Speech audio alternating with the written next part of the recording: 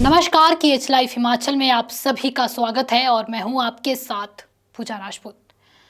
भारत दुनिया के उन चुनिंदा देशों में शामिल है जहां सेब की खेती भी होती है और भारी मात्रा में सेब आयात भी किया जाता है। यही एक अजीब विडंबना है कि जिस देश में लाखों किसान सेब उगाते हैं, वही देश लाखों टन विदेशी सेब भी बाजार में उतार रहा है। अब इसी कड़ी में भारत और न्यूजीलैंड के बीच हुआ नया फ्री ट्रेड एग्रीमेंट यानी FTA पहाड़ के बागवानों की चिंता और बढ़ा रहा है। सवाल ये नहीं कि न्यूजीलैंड से सेब आएगा या फिर नहीं, सवाल ये है कि जब भारत पहले ही 5-6 लाख टन सेब आयात कर रहा है, तब एक और देश को कम टैक्स पर बाजार खोलने का फैसला किसके हित में है? क्या ये समझौता भारतीय किसानों की सुरक्षा करता है या फिर पहाड़ के सेब को सस्ते विदेशी सेबों की भीड़ में अकेला छोड़ देता है? भारत एक ऐसा देश है जहां सेब का उत्पादन भी होता है और भारी मात्रा में सेब आयात भी किया जाता है। वित्त वर्ष 2023 और 24 में भारत ने करीब 3,300 करोड़ रुपए यानी लगभग $399.6 मिलियन के ताजे सेब आयात किए। मात्रा के लिहाज से देखें तो ये करीब 5.5 से 6 लाख मीट्रिक टन के आसपास बैठता है। यानी भारत हर साल इतनी मात्रा में विदेशी सेब मंगा रहा है, जो कई भारतीय राज्यों के कुल उत्पादन के बराबर है। यही आयात भारतीय सेब बाजार की दिशा तय करता है और यही से हिमाचल और कश्मीर के बागवानों की मुश्किलें शुरू होती है। अगर देशवार आयात की बात करें तो तुर्की भारत का सबसे बड़ा सेब आपूर्तिकर्ता देश बन चुका है। इसके बाद ईरान, अफगानिस्तान, इटली, पोलैंड और दक्षिण अफ्रीका जैसे देश भारत को सेब भेजते हैं। इन देशों से आने वाले सेब पर अभी भी सामान्य तौर पर 50% आयात शुल्क लगता है, जिसकी वजह से ये सेब महंगे रहते हैं और भारतीय सेब को बाजार में कुछ हद तक संरक्षण मिलता है।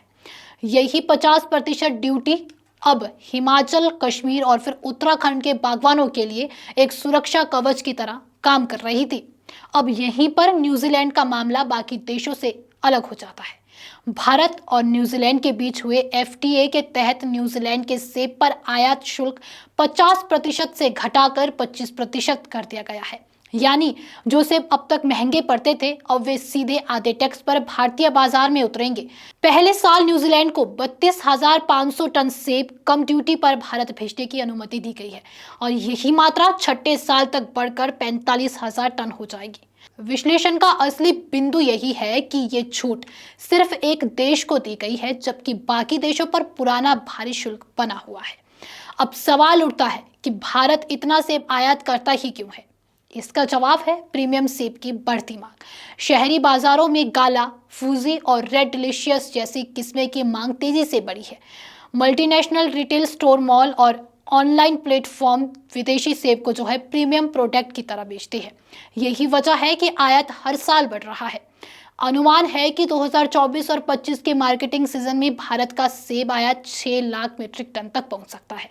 यानी ट्रेंड साफ है, आयात घट नहीं रहा बल्कि बढ़ रहा है। अब यही न्यूजीलैंड FTA सबसे बड़ा खतरा बनकर सामने आता है। न्यूजीलैंड में सेब की औसत पैदावार 53 से 70 टन प्रति हेक्टेयर है, जबकि भारत में ये 7 से 9 टन प्रति हेक्टेयर के बीच सिमटी हुई है। इसका सीधा असर लागत पर पड़ता है। न्यूजीलैंड का सेब बड़े पैमाने पर मशीनों की मदद से आधुनिक कोल्ड चेन के साथ तैयार होता है। वहीं हिमाचल और कश्मीर में सेब आज भी काफी हद तक मौसम, मजदूरी और महंगे इनपुट पर निर्भर है। यही वजह है कि न्यूजीलैंड का सेब टैक्स कम होते ही भारतीय सेब से सस्ता पड़ने लगता है। सरकार का कहना है कि न्यूजीलैंड से सेब का आयात 1 अप्रैल से 31 अगस्त के बीच ही होगा, ताकि भारतीय किसानों को नुकसान ना हो। लेकिन जमीनी सच्चाई ये है कि हिमाचल का सेब जून से मंडियों में आना शुरू हो जाता है और अगस्त-सितंबर में पीक पर होता है।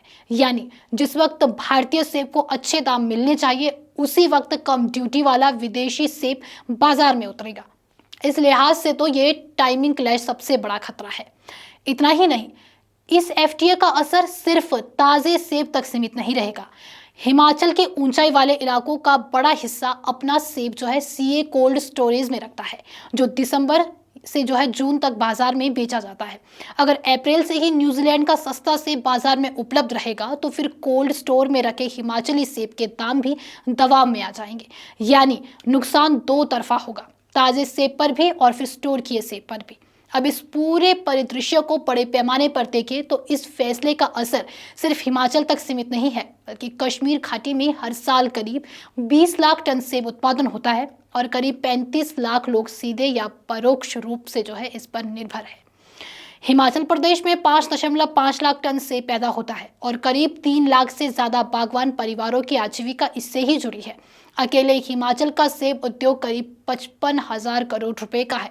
जब आयात लगातार बढ़ रहा है और एक देश को विशेष रियायत दी जा रही हो तो इसका सीधा असर इस पूरी अर्थव्यवस्था पर पड़ता है।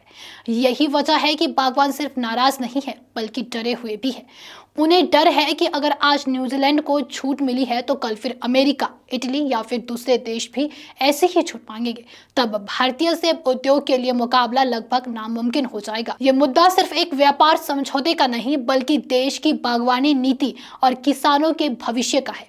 भारत पहले ही लाखों टन सेब आयात कर रहा है। ऐसे में किसी एक देश को कम ड्यूटी पर अतिरिक्त रास्ता देना बाजार का संतुलन बिगाड़ सकता है। सवाल अब यह है कि सरकार बागवानों के इस चिंता को सुनेगी या फिर पहाड़ों का सेब धीरे धीरे बाजार से गायब होता चला जाएगा। इस पर आपके क्या विचार हैं, हमें कमेंट करके कमेंट बॉक्स में ज़रूर बताएं।